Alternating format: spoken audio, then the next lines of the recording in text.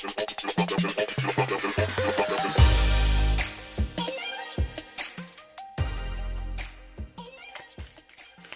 hi, and welcome to EmpathicFire. I am your reader, Jay.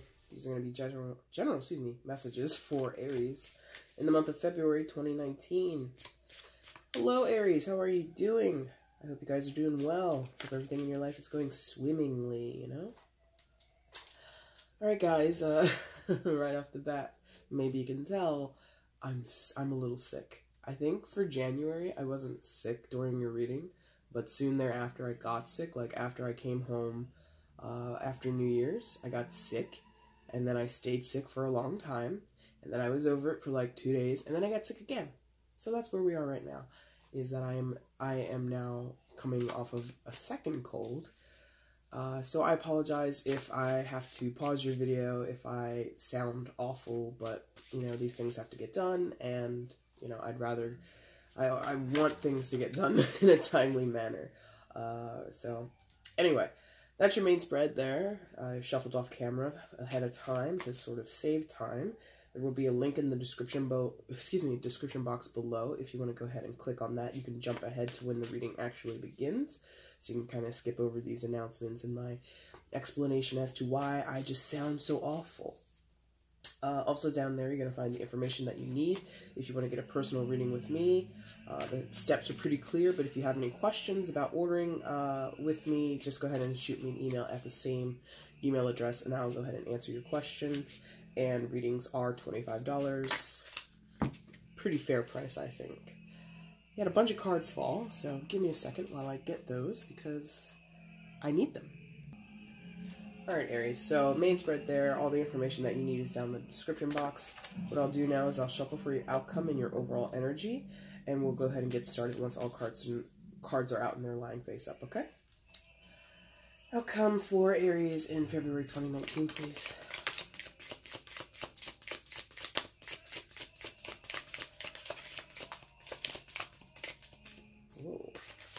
Whoa, there it is.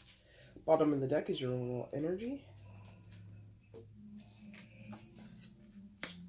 Alright, and let's see what else you've got here on the table. Nice. By nice, I just mean you got a variety. By the way, this is the Steampunk Tarot deck if you guys are interested in knowing. Alright, and let's see what's going on with you guys, okay? Please show me Aries in February 2019. Please show me Aries in February 2019. Please show me Aries.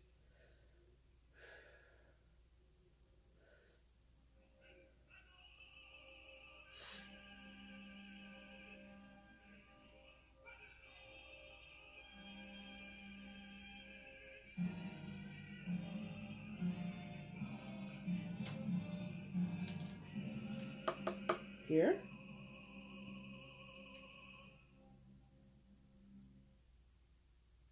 Oh wait, sorry.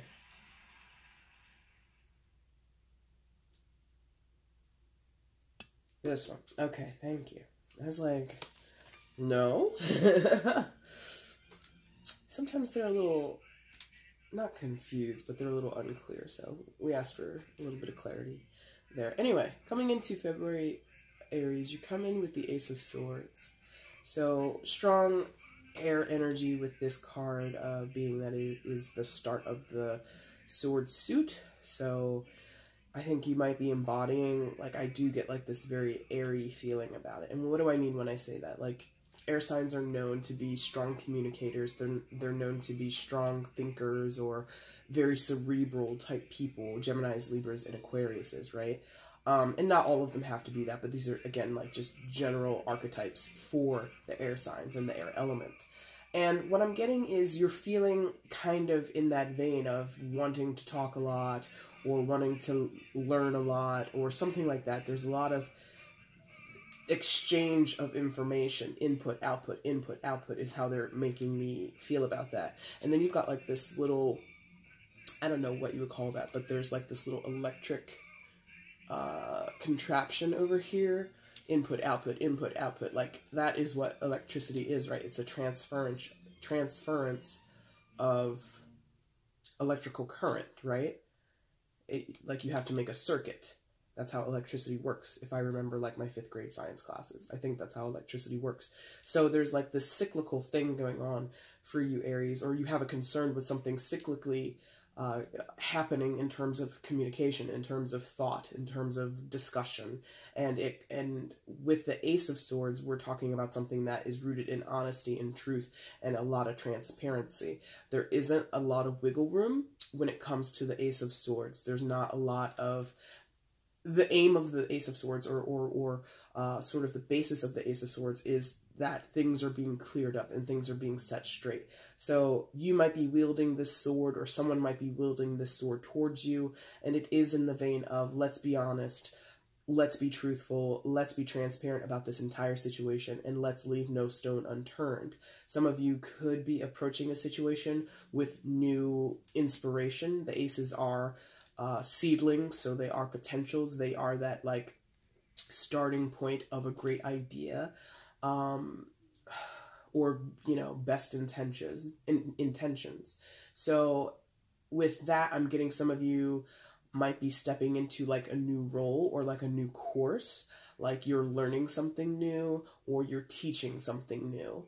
And you would be sort of the head of I'm sensing like the head of a committee, the head of a class, the head of a project, something like that. And you're kind of picking up the sword and moving moving forward with your endeavor. Again, whether it is to teach or to be taught, you know, you're kind of like, if you're attending a class, if you're going to some type of workshop, like you're arriving or early, you've got your pen and pad, you've got your tablet, like you're just like being like extra sort of like you're very prepared is what I'm feeling, if this has to do with like coursework or some type of committee, some type of classroom, something like that. But more than that, I feel it's like a vested interest in new thought, clear thought, things being honest, things being open, and people really not having to bother about euphemisms, you know, let's call a spade here. And it's not like an aggressive energy. I don't feel a lot of aggression here. I don't feel a lot of combativeness. I feel that this is associated with wanting things to run smoothly for all parties involved. That's like super, super general terms, but that's really how I'm feeling it. And I really feel like you are more than likely, it's you, Aries, who's going to be using the sword. It's you who's like, has a very focused intent on everything that I just spoke about, okay?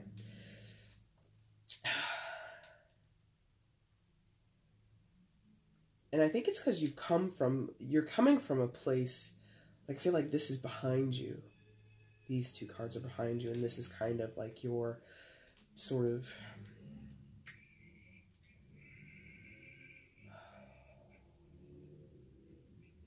right. So I feel like this is like sort of your background music or something, these two cards. And then this is kind of your, what you're circling around here. Okay, so background music, are we going there? Yes, okay. Thank you. So part of your, what I'm calling in this moment, background music, sort of like what has happened previous to this, or what's kind of been going on, sort of like elevator music, or music that you hear when you're out shopping in a store or in a mall. Like it's there, but you don't necessarily pay close attention to it. It's affecting your mood. You know, that's the reason they put music into stores, is not only to fill the awful sound of people talking and that reverberating off of walls, but it's also to encourage you to spend. So like, we just came away, just as an example, like we just came away from the holiday season, right? So when you're going out and shopping, you're hearing all the Christmas songs to essentially inspire you to spend more money and be more festive and, you know, take all these Christmas deals and run out the door. Like, it's purposeful. So as much as you're not noticing it, as much as you're not conscious of background music, no matter what time of year it is, it's there to serve a purpose. So that's what these two cards are here for. They're here to serve a purpose. They're influencing you in some way or fashion. Now, the Tower card. In this deck, I love this. like this tower is, it's like a big tree house, right? It's rooted in this enormous tree, but there's like these castle tops there across the top, right? It's just very majestic in that way. Like it gives me like very medieval, like fairy tale vibes. Like something happened that may or may not have been destructive in your life previous to this point, Aries. Or something has been some kind of upheaval, some type of disturbance. It doesn't have to be destructive, but it can, a significant disturbance. And the irony of it in this deck, this tower, as I was caused to make a point of it being built out of a tree. Look at the root of that tree. It's thick. First of all, it's in the dark. It's rooted. It's deep rooted, right? The root of this is very stable. The top is what's being destroyed. The top of the tower, right? And in other depictions of the tower, we're looking at castles. We're looking at other types of man-made structures. And those things can be toppled, can be leveled, can be completely decimated, right? With this tree, or with this tower, and it being attached to a tree, and that tree is therefore rooted in the ground off of the frame of the illustration, whatever happened has not decimated you, did not completely obliterate a situation or a circumstance, or in some cases maybe a relationship, but it did cause a huge disturbance. It did throw a monkey wrench in the plan. You know, the top of that tower is going to need some heavy renovation. You know, the insurance company is going to be looking over this with a fine-tooth comb, assessing the damage and all that kind of stuff. So some of you may have had something actually happen to your home where you have had to call in your insurance, you have had to make claims, you need to repair your home. That could be very literal for some of you. For others, I think it's just something came along and like a Jenga tower, like it didn't fall completely, but damn, it's pretty busted. It can be repaired, or it can, you know, be salvaged. It's just going to take a lot of work. But to have it be completely crumbled, to have it be completely, you know, leveled, I just don't sense that. So that is influencing you. Again, it's your background music. It's like floating above your head. It's playing in the back of your mind. And you probably aren't super conscious of it. If you are conscious of it, you know it didn't do that. If you're conscious of it, I basically affirm something. I affirm something that you consciously understand. You know what? That was a terrible time. That was an awful event, or that was really destabilizing for my relationship, for my job life, whatever. But I still have my job. I still have my relationship. I still have my family connections. So it's not a total loss. So you know that already. And here's the thing, cyclically, I mentioned cycles here, right? So cyclical, something cyclical. Again, you've got the Wheel of Fortune here. Okay? 2 major arcana cards, so there is like this divine, otherworldly, godly influence, universal influence on your 2 background music positions that I, again, have taken up the mantle, or taken up the analogy of. But anyway, with the Wheel of Fortune, we're talking about things that come in time. Like, maybe that disturbance was sort of on time, so to speak, on time, or needed to happen. You know, a lot of times the tower brings in or is the result of a domino effect. Events and circumstances or details that, when you line them up, equal a tower moment. You know, you can't have predicted it, but it is sort of predestined. It is sort of guided into your life for a purpose. And often with the Wheel of Fortune, we're talking about expansion. You know, the Wheel of Fortune is associated with the planet of Jupiter. And Jupiter is all about expansion. Jupiter is all about journeying. Jupiter is all about luck and fortune. It's also about higher learning and getting new understandings, okay? So there was a lesson not a hardball lesson, not a lesson that you might associate with Saturn, because Saturn is hard lessons. Jupiter does teach lessons, but it's not as hardball. It's not as, like, rough. So you may have learned to appreciate something, whereas before you didn't. Before that tower moment, you didn't.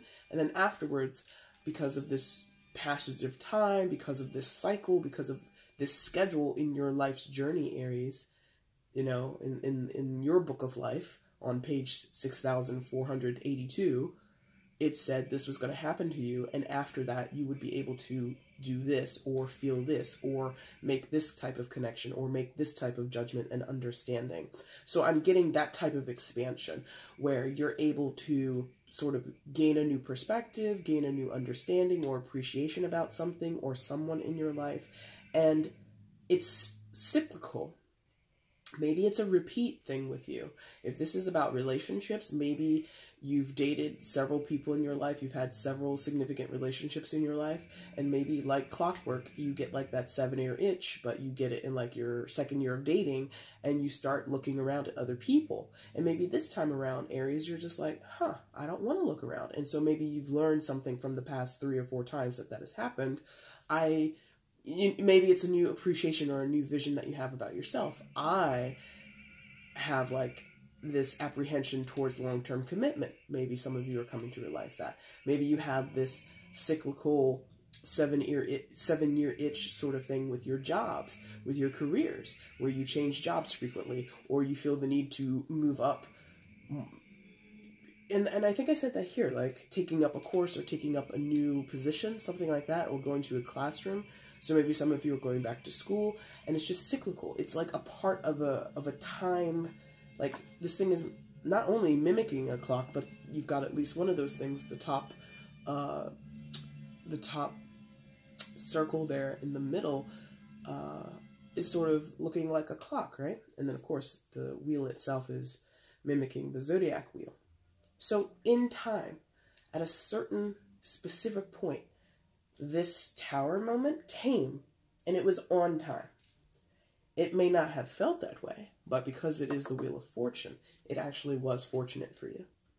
Even if you lost something, even if a certain relationship or circumstance or situation in your life became strained, became a little, not burdensome, but a little difficult to deal with, that was on time. It had to be that way, okay? Now, that again is like your background music. And I think coming out of it, you have this new resolve with that 8 of Swords that we were talking about earlier.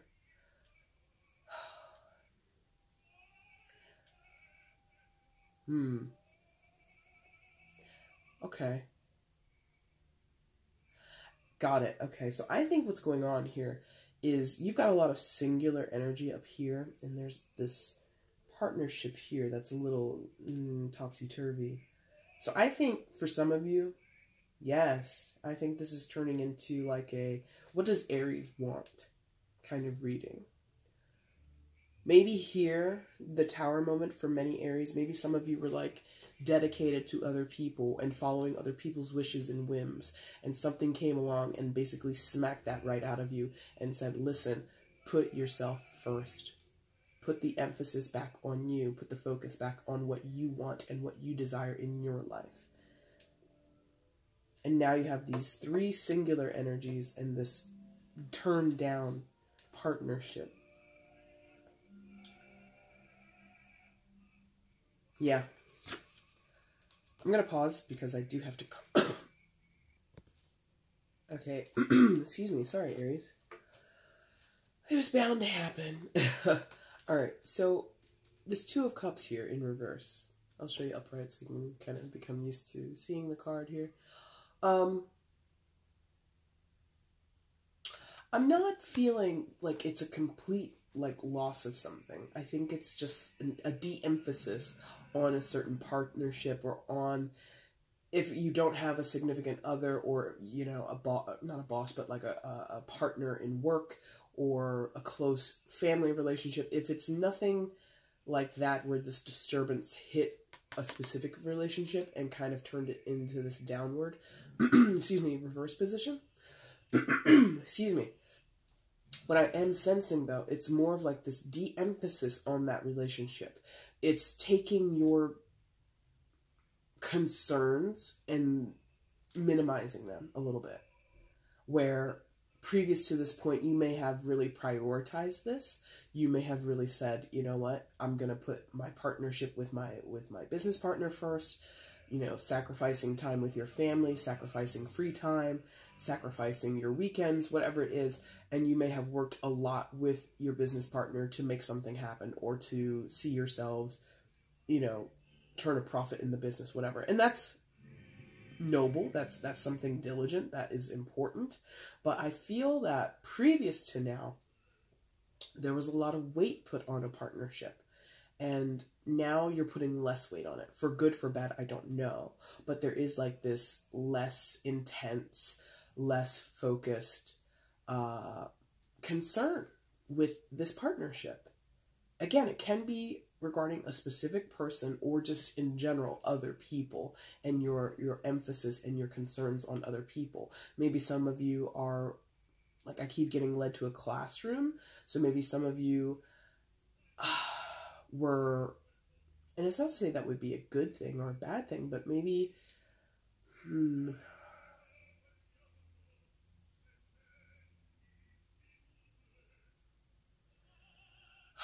how can I say this?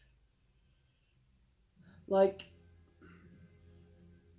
if it's a classroom setting and you're a teacher or you're leading a seminar or something like that, you cared more about the feedback from these people, your students, the attendees, whoever, than you did about your own role as the head of the classroom, as the person who was imparting the knowledge or giving the demonstration. Like, you cared more about, you know, having people give you positive affirmations and feedback and giving you sort of, not pats on the back, but like showing, like I'm getting like smiles, like you were absolutely like, just smile and I'll know I'm doing a good job. And I think what the universe, so to speak, whoever over here in the background music area was trying to implore to you, no, that's not the important part of this. Yes, we want people to be satisfied. Yes, we want students and attendees to have a good time and to feel that they've learned something. But this experience, teaching the class or taking the class or whatever you're doing, the important part is your development, Aries. Your development. What's going on with you? Are you satisfied? Are you getting something out of this experience? If you're teaching this class, leading this seminar, you're in the relationship, in the partnership, you matter too, is basically it. This situation, the classroom, seminars, dating relationships, marriages, business partnerships, whatever we're talking about, you are a factor too. You are a part of the union. You are a part of the two entities coming together and fusing a relationship, embarking on a journey together. So therefore, you matter. Your happiness, your contentment, what you get out of it, how you feel fulfilled, how you feel enriched, that is important too. And I think there was some of that lacking. So now you're stepping off, however that applies to you, you are stepping off and putting that emphasis and that concern on yourself. Right there, up top, absolutely.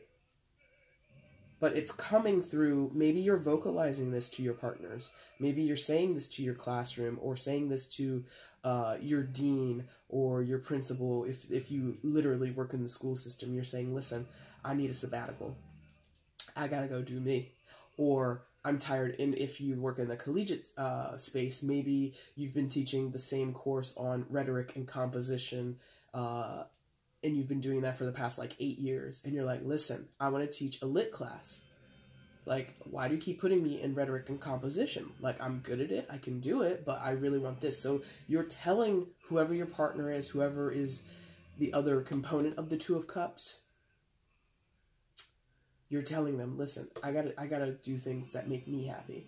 I have to go towards things that make me feel as if I'm learning something or I'm gaining something or I'm being true, like speaking my truth, feeling at home with what I'm doing. It enriches, and a lot of it is your mind. Again, we're talking about swords, right? Your mind. You want a clearer head. You want whatever you're learning or teaching about to be more in line with what you gravitate towards intellectually, is what I'm getting. If you're going to your boss, listen, I love working here in this department, but I secretly want to work in accounting. You know, how can I transfer towards that side of the business? You know, maybe you're more in the production side and now you want to get more into accounting, or even like something like HR, where you're not necessarily specialized, but that's what you want to do. So you go to your boss and you say, do we have some type of enrichment programs? Is there some type of coursework you think I should take so that I can transition eventually into that role?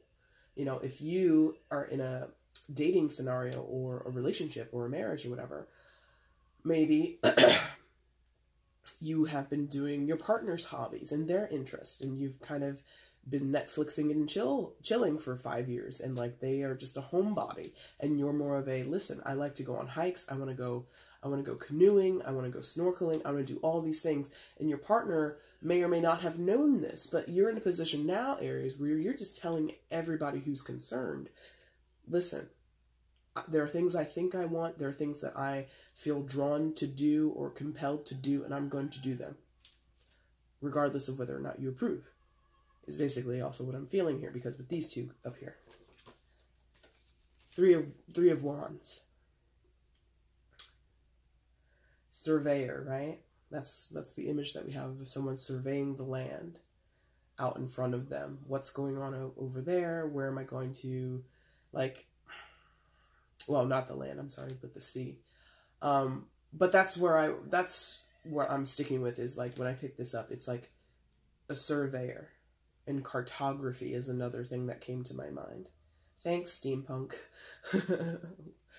Like, is cartography still a thing technically? I don't think it is. I don't know though. Anyway, so when I'm saying survey or surveyor, what am I meaning? You know, you see these people out sometimes, they work for like,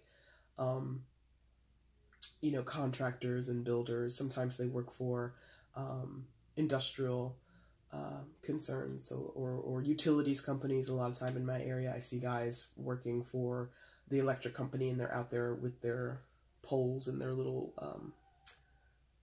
they're not telescopes. I don't know what they are, but I know what it is. I just don't know how to describe it. Anyway, and they're out there taking measurements of the land.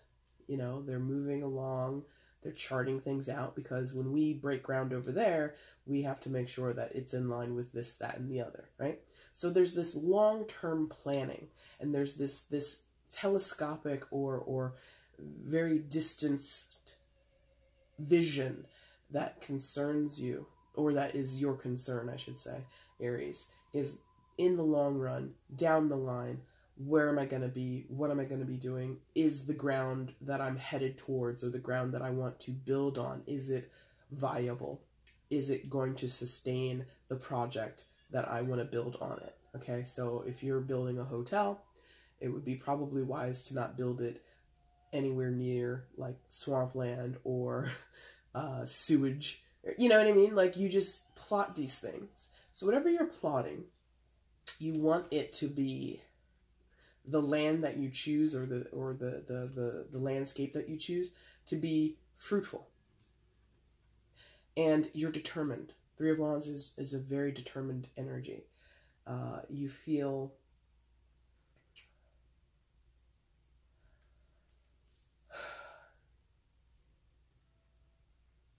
like you're getting clear. Like, this card, as pretty much all the cards, except for like that one and that one over there. But most of the cards in this deck have sort of like this dark, overcast energy, you know? But in this one, you see that light there in the distance? Right where my finger is? Like, coming out of this dark, gray, sort of foggy time period is basically what you're doing. 1 second, hold on. Alright, Aries. So, coming out of this foggy period and headed towards something that's pretty, like, focal. It might be like a lighthouse there in the distance that this guy's looking at. but there's just like a vision, there's a goalpost, and you're headed towards a goalpost. You might not even, from where you're standing, you might not be able to see it clearly what that goalpost is, but you're determined to get there. 1 second, oh my gosh. Okay, I'm gonna have to get some tea after I'm done your guys' reading. Alright, but listen. You're going somewhere, you might not be clear on where you're going or how you're going to get there or what it's going to look like when you arrive to your destination, but there is this intent of going forward and being masterful and very clear about your intentions.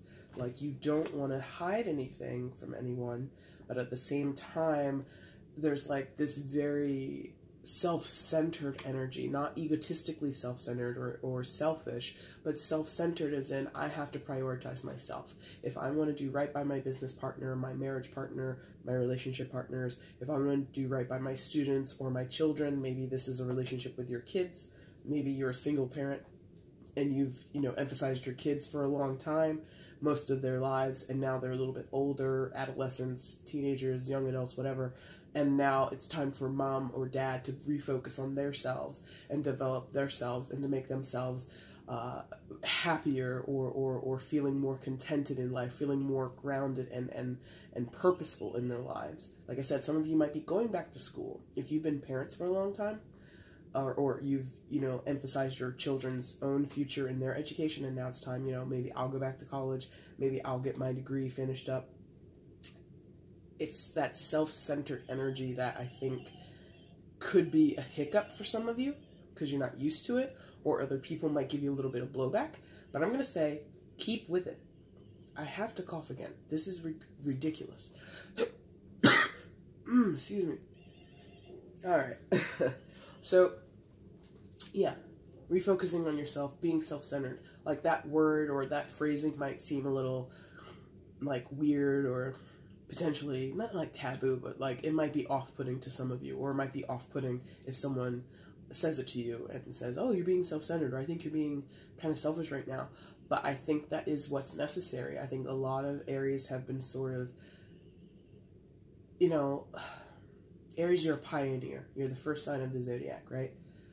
And so you have to go out and find your way. If you don't find your way, if you don't find your path, the road that you're meant to walk down, the experiences that you're meant to endure and become enriched from, and if you emphasize other people for extended periods of time, it's not going to work for you. It's really not.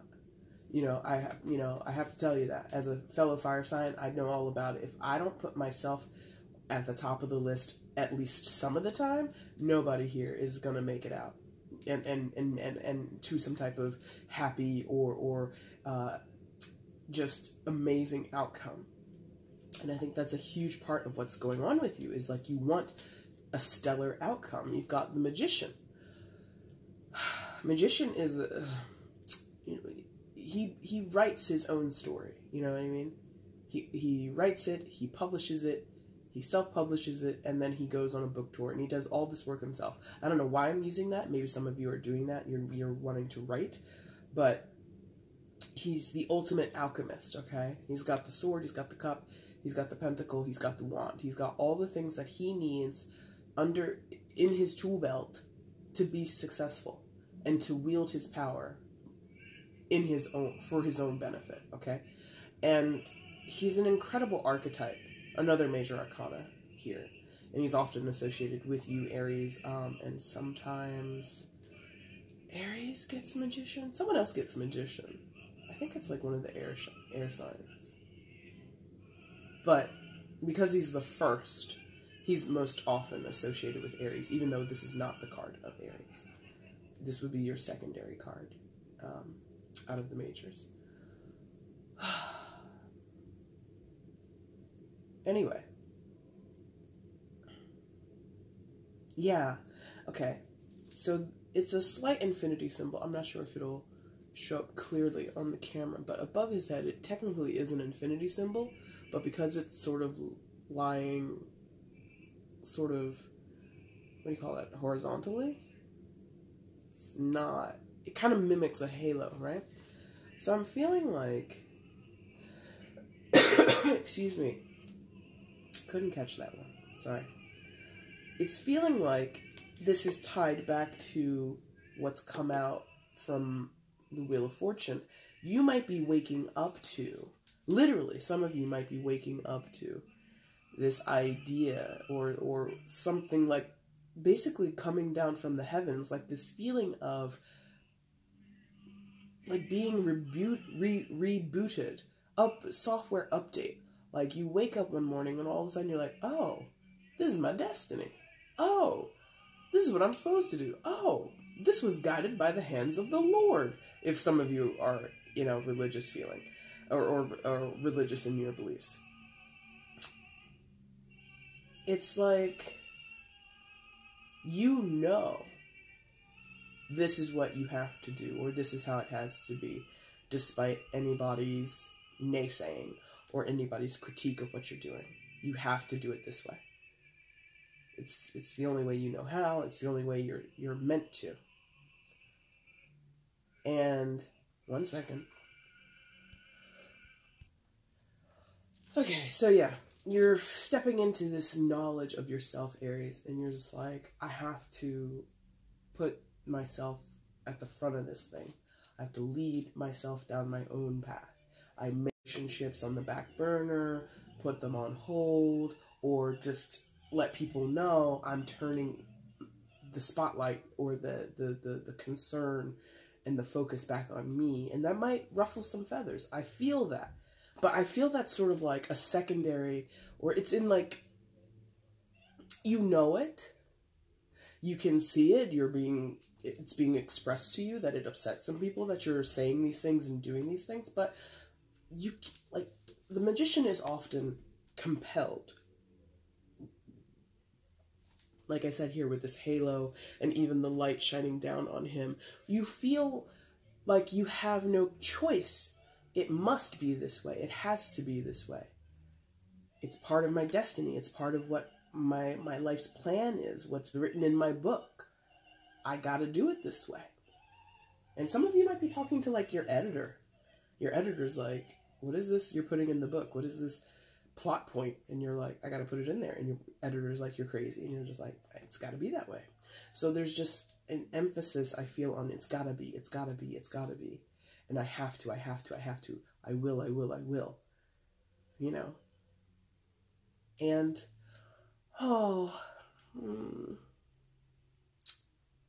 there is some concern for some of you, not many. A few of you, you are concerned about the damage that's happening to this relationship, to this give and take in a relationship. You're worried that you doing this will alter that flow, will alter how even or fair it feels, but that might be just a byproduct of what you have to do. Like, some of you don't want to risk it, is basically what I'm feeling. You don't want to risk being this independent, being this, straightforward and sort of demanding that I take care of me now. I put myself first. Some of you are like, oh, I don't want people to feel bad about this. And let me tell you something. If they do, that's their problem. You know? Or they'll deal with it however they're going to deal with it. But you have to take care of you, is what I'm feeling like. This is a reading of take care of you because, again, it's rooted in some type of honesty and truth about yourself and enriching your brain, enriching your intellect, enriching your own understandings, okay? Something about this is giving you or is concerned with your mental clarity. Get into it, is what I'm feeling. Outcome is Six of Swords, so be about it. Six of Swords, you can see it there. It's a hot air balloon ride. Well, more than a hot air balloon because they've strapped a propelled plane to it, right? So there is this gliding over feeling, and maybe that's where I think most Aries are. Gliding over those choppy waters, those disturbed and disrupted waters, or those troublesome conversations, you know, wanting to get away from them and divert away from that type of energy, divert away from that type of static, you know what I mean? You don't want to engage in difficulty. You want to engage in things that are smooth and calm. And maybe somewhere along here, especially back with the Tower, and maybe if we're talking about a significant relationship with one other person, there could have been static. There could have been some type of disagreements. There could have been fallouts. There could have been arguments. I didn't get that very strongly, but I feel your reading, Aries, is stretching over a long period of time, months, maybe even years, okay? Nothing within like just a week-long period or something like that. And you just aren't interested in maintaining that BS. It's like, nah, man, I gotta do me. I gotta take care of me. I have to see myself out of this situation because you or these other people or whatever want to continue to sort of circle the drain here and not really allow me to spread my wings. A lot of this is like, I don't want to say that because I don't feel it's that way, but in some senses, it might feel like a rebirth for some of you, or a reintroduction into your own power. You kind of are here in your secondary card with the Magician card.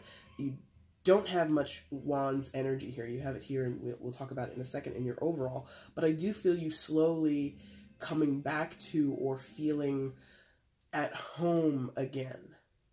At home again. Maybe Six of Swords can also talk about travel. So maybe some of you are journeying back home.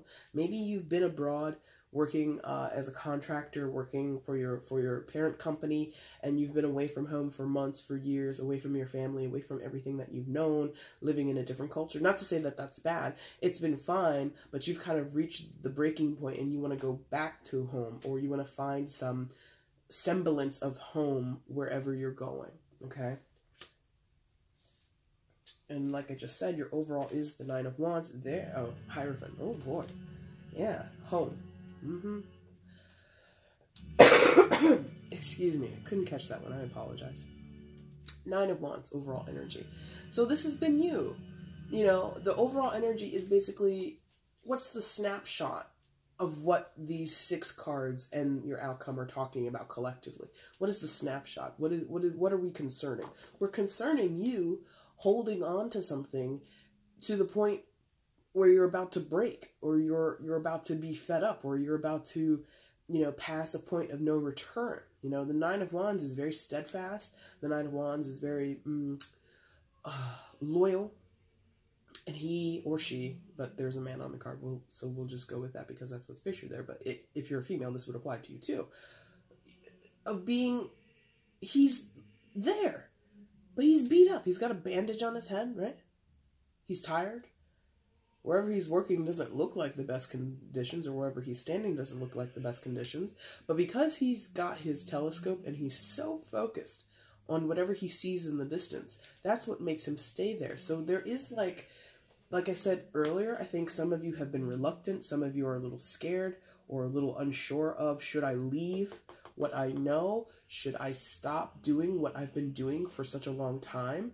Because you think it's still going to pay off. And it might. But I think the bulk of what this has said has been, let it go. Let it go. You're beat up being where you are. The same job, teaching the same classes, attending the same seminars, or teaching the same seminars. You know, in some cases, in the same relationship. Or a certain dynamic in your relationship has been the same for a long time. Let that dynamic die and introduce new dynamics into your relationship so that you can get to this new. Oh, wow, look at that. Because both of these guys are using telescopes, right? But one's looking left, one's looking right. One's beat up and tired, and he's kind of used to looking at what he's looking at. He's not looking at anything new. This guy's like, ooh, what's over there? What's over there? And he's like charting the future. So there's this emphasis on letting go of what you already know to welcome in and to ingratiate yourself and become accustomed to something new, something more vibrant, something more fulfilling, something more, I feel you will respond better to whatever this new thing is that you're seeking.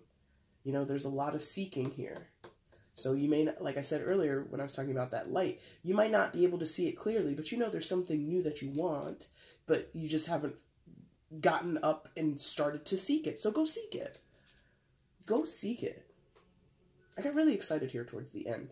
And I think that might mean something for some of you, because I kind of started a little low energy, slower pace, but now I gradually picked up pace, you know? So maybe that's something with you guys. Like, as February rolls on, you might be picking up the pace. We're getting closer to the springtime up here in the northern hemisphere, so you might see your energy take an upswing as the weather changes, coming out of the winter doldrums and the winter blues. So you just might, in time, again, or in cycles rather, not in time, but in cycles, seasonal cycles, you might find yourself getting that upswing towards the end of February, beginning of March, when the weather hopefully begins to break up here in the northern hemisphere, okay? All right, Aries, that's your reading for February 2019. I hope you liked it. I apologize again for having to pause and take breaks, but the little bit of coughing that you heard was nothing. I don't like to expose people to my sickness, whether it's in real life or through a video. Anyway, I hope you liked your reading. If you did, there's a like button down below. Feel free to leave comments down below as well. I love to read those. Of course, share the video if you want to, and more than anything, please subscribe to my channel. If you've been coming here and you've been with me for the past couple of months, or maybe even since the beginning, but you haven't subscribed, why? You know, aren't we friends by now? So go ahead and hit that subscribe button for me if you do, please. And I will be with you guys again in a little while, and I will bring you your March readings in about 3 or 4 weeks, okay? Thank you guys so much for watching. I thank you so much. I thanked you twice. There you go. Many thanks. Take care, guys. Bye.